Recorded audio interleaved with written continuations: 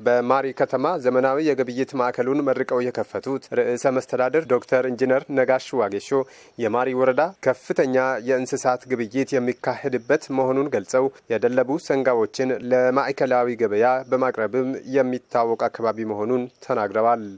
ማሪ ማንሳ ወረዳ በብዙ መለኪያ ምናልባት ትልቅ ለወረዳው ብቻ ሳይሆን ለኛ ለክልላችንም አቅም የሚሆን በንግዱም በእርሻውም በጣም የታወቀ አካባቢ ነው። እዚህ አካባቢ የማይመረት ምርት የለም። ይሄን ምርት ዘመናዊ በሆነ መንገድ በማልማት በማስተዳደር የግብይት ሂደቱን በማሳለጥ ለአካባቢው የኢኮኖሚ አቅም እንዲፈጥር ማድረግ አለብን። ዛሬ ተሰርቶ ተጠናቆ ወደ ምረቃ የበቃው ዘመናዊ የቁም እንስሳት ግብይት ማዕከልም የዚህ አንዱ አካል ነው። ይሄ አንዱ የብልጽግና ትሩፋት ነው። የተሰሩ የልማት ተግባራትን በተገቢው በጥቅም ላይ እያዋሉ የቤተሰብ ብልጽግናን ማረጋገጥ የብልጽግና ፓርቲ ዓላማ በመሆኑ ማህበራዊ ልማት ዘርፎችን ለማሳለጥ በበለጠ እንደሚሰራም ተናግረዋል። አጠቃላይ የኛ የብልጽግና ዋና ዓላማ የዜጎቹን ሕይወት በተጨባጭ ትርጉም ባለ መንገድ መቀየር መለወጥ ነው።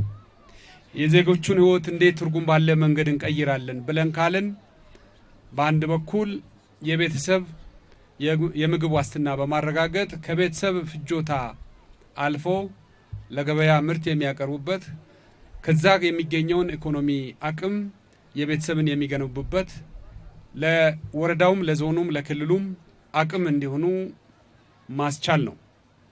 ማህበራዊ ልማት ዘርፎቹን ማሳለጥ የኛ ቀዳሚ ተግባር ነው። ባለፉት ጊዜያትም የጀመርናቸው ስራዎችን አጠናክረን የምንቀጥል ይሆናል። ሰባተኛው ጠቅላላ ሀገራዊ ምርጫ ሰላማዊ ዲሞክራሲያዊና ፍትሃዊ ሆኖ እንዲጠናቀቅ ሁሉም የበኩሉን ድጋፍ አጠናክሮ እንዲቀጥልም ርዕሰ መስተዳድሩ አሳስበዋል።